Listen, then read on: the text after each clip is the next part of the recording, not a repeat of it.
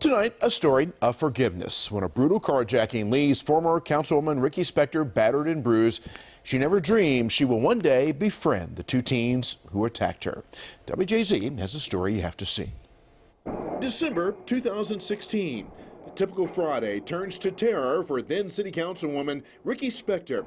It's 10 o'clock in the morning and she's walking to her car parked in a South Baltimore garage. Suddenly, the 80-year-old notices two teenagers walking toward her just as she's getting into her car. They pulled the door open, punched me out, and then threw me across the garage into a concrete pillar. The day that you encountered Miss Spector, was it just random, or had you thought about what you were going to do that day? It was random. It just came out of nowhere for me.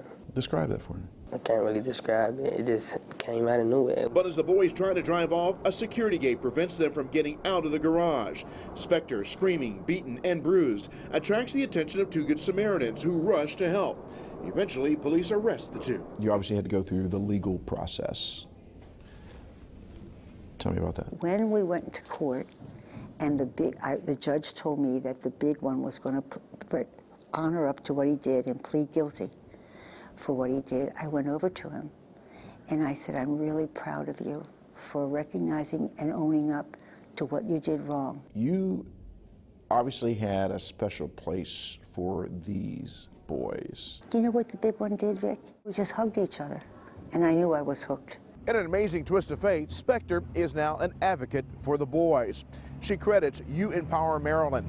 That's a community-based program that works with children in high-crime areas in hopes of making sure they don't end up in a life of crime themselves. When you look at your life back then and your life now, how would you describe in terms of how they're different? I'm doing better in school.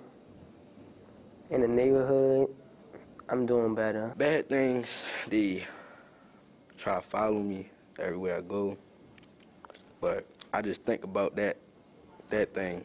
I don't want to go down that road again. And Spector is there to help keep the boys on track. She sees them often and says she loves them as her own children. When you see these boys, They're my boys. they're your boys.